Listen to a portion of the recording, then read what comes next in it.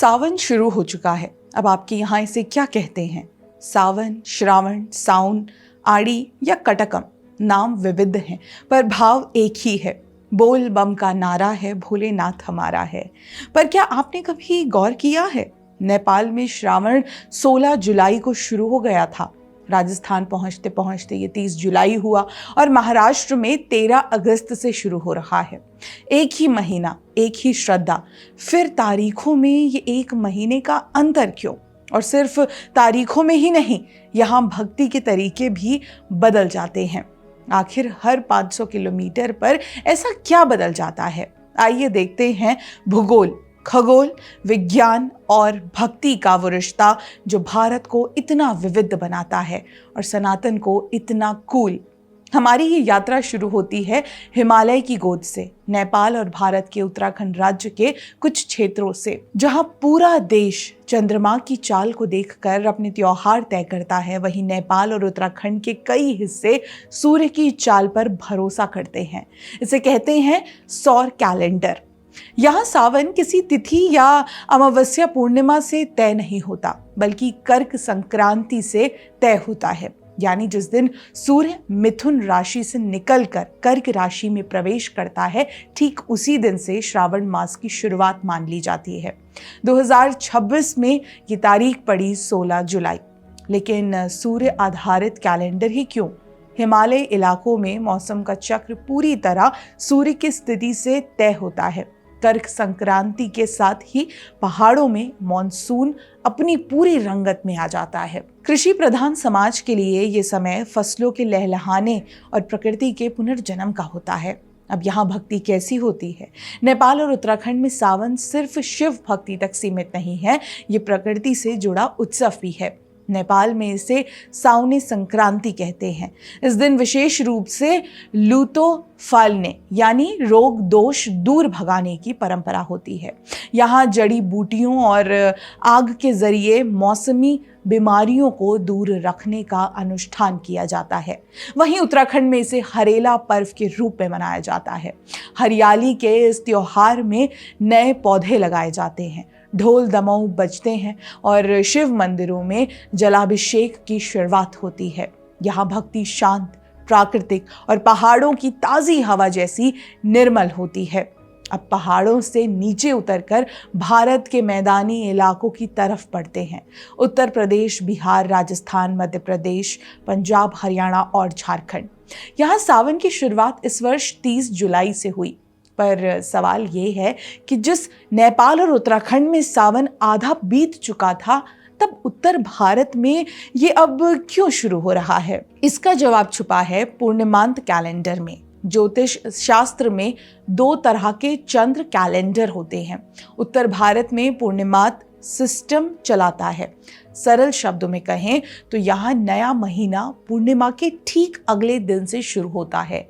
आषाढ़ महीने की पूर्णिमा खत्म हुई और अगले ही दिन से श्रावण कृष्ण पक्ष शुरू हुआ। देखा जाए तो उत्तर भारत का सावन बेहद ऊर्जावान, सामूहिक और उत्सव से भरा होता है।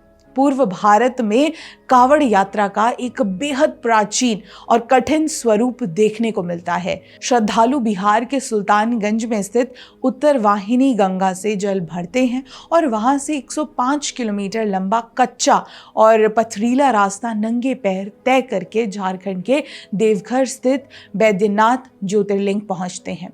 कई श्रद्धालु तो डाक बम की कठिन साधना करते हैं, यानी 105 किलोमीटर की दूरी को बिना कहीं रुके, बिना जलपात्र नीचे रखे 24 घंटे के भीतर दौड़कर पूरा करते हैं। वहीं जब आप थोड़ा और पूर्व बंगाल की धरती पर पहुंचते हैं तो सावन का नाम श्राबोन होता है। अपने बंगाली कैलेंडर के हिसाब से यहाँ श्राबोन जुलाई के मध्य से ही शुरू हो जाता है। यहाँ हुगली नदी के शेवडाफुली घाट से जल भरकर लाखों भक्त 40 किलोमीटर पैदल चलकर बाबा तारकनाथ यानी तारकेश्वर का जलाभिषेक करते जाते हैं। हवाओं में बोल बम के साथ साथ भोले बाबा पार करेंगे के जयकारे गूंजते हैं और साथ ही मॉनसून में नागों की देवी मां मनसा की लोक पूजा की जाती है। वहीं पश्चिमी उत्तर प्रदेश, हरियाणा और दिल्ली की तरफ कावड़ यात्रा का दायरा राष्ट्रीय राजमार्गों तक फैल जाता है। लाखों लोग हरिद्वार, गौमुख या गढ़मुक्तेश्वर पहुंचते हैं, जल उठाते हैं और फिर सैकड़ों किलोमीटर पैदल चलकर वापस अपने शहरों, अपने गांव के प्राचीन मंदिरों जैसे काशी विश्वनाथ, लोधेश्वर या पूरा महादेव की ओर लौटते हैं। लेकिन सावन सिर्फ इस कठिन पद यात्रा का नाम नहीं है। राजस्थान और यूपी के ग्रामीण आंगनों में नीम और बरगद के पेड़ों पर विशाल झूले डाल दिए जाते हैं। राजस्थान में इसे हरियाली तीज और कजरी के गीतों के साथ मनाया जाता है। हाथों में रची मेहंदी, हरी चूड़ियां और घेवर की मिठास यहाँ सावन भक्ति के साथ साथ प्रकृति के सौंदर्य और मिलन का त्योहार बन जाता है। अब इस यात्रा के तीसरे पड़ाव की ओर बढ़ते हैं। महाराष्ट्र, गुजरात, गोवा, कर्नाटक, आंध्र प्रदेश और तमिलनाडु। जहां उत्तर भारत में सावन आधा बीत चुका होगा, वहीं इन राज्यों में सावन की पहली घंटी बजेगी 13 अगस्त को, यानी उत्तर भारत से पूरे 15 दिन बाद। लेकिन इतनी देरी क्यों? क्योंकि पश्चिम और दक्षिण भारत में अमांत पंचांग का पालन किया जाता है। अमांत प्रणाली में नया महीना पूर्णिमा से नहीं बल्कि अमावस्या के ठीक अगले दिन से शुरू होता है। उत्तर भारत का सावन जिस पूर्णिमा पर शुरू हो चुका था, दक्षिण और पश्चिम भारत के लोग उस समय आषाढ़ महीने के ढलते पखवाड़े का इंतजार कर रहे थे। जब आषाढ़ की अंतिम अमावस्या, जिसे महाराष्ट्र में दीप अमावस्या कहा जाता है, बीत जाती है, तब जाकर यहाँ श्रावण मास का पहला सूर्योदय होता है। यहाँ सावन को जीने का अंदाज बहुत ही अनुशासित, सांस्कृतिक और रोमांचक भी है। महाराष्ट्र में सावन आते ही युवाओं के भीतर एक अलग ही उत्साह भर जाता है। यहाँ भक्ति सिर्फ मंदिरों की कतारों तक सीमित नहीं रहती, बल्कि सह्याद्री की ऊंची चोटियों की ओर रुख करती है। कलसुबाई, हरिश्चंद्रगढ़ या भीमा शंकर जैसे दुर्गम किलों और गुफाओं में स्थापित प्राचीन शिवलिंगों तक पहुंचने के लिए युवा बारिश, तेज हवाओं और घने कोहरे के बीच ट्रैकिंग करते हैं। ऊंचे पहाड़ों की चोटी पर पहुंचकर वर्षों की धार के बीच हर हर महादेव का जयकारा लगाना यहाँ युवाओं के लिए एडवेंचर और आस्था का एक अद्भुत संगम है। इसी के साथ मंदिरों में बजते ढोल ताशे, अगर आपने महाराष्ट्र के ढोल नहीं देखे तो सच कहूँ कुछ नहीं देखा। बच्चे, बूढ़े, युवा, युवती, हर कोई बड़े बड़े ढोल बजा रहा है, कोई ताशे, कोई मंजीरा। ये दृश्य हर व्यक्ति को एक बार जीवन में प्रत्यक्ष रूप से देखना ही चाहिए। इसी के साथ महाराष्ट्र के तटीय इलाकों यानी कोंकण में सावन का समापन नारली पूर्णिमा के साथ होता है।